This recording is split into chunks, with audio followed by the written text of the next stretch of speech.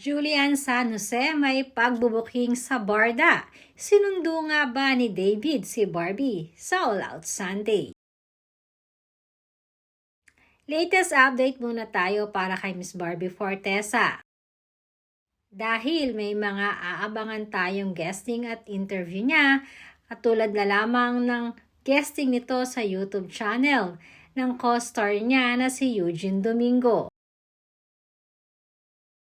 Dahil usap-usapan pa din ngayon ang mga naging kaganapan nitong nakaraan sa All Out Sunday, kung saan ay nag-guest nga si Barbie Fortesa at kasama niya ang ilan sa mga artist ng GMA7. Madami ang napahanga kay Barbie sa nasabing prod at pinapatunayan lang di umano ni Barbie na wala siyang ibang hindi kakayanin. Samantalang ang isa naman sa pinag-usapan ngayong linggo ay ang naging pagbubuking di umano sa backstage ni Julian San Jose kay Barbie Fortesa.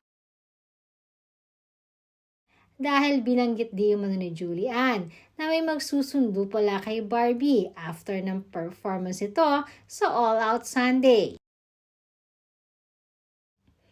At madami ang nagsasabi na ito pala di umano ay si David Licauco. Samantalang alam naman natin na botong-boto at kampante ang daddy ni Barbie pagdating kay David na kasama nito. Alam naman natin na kadalasan ay ang daddy ni Barbie ang kanyang kasama.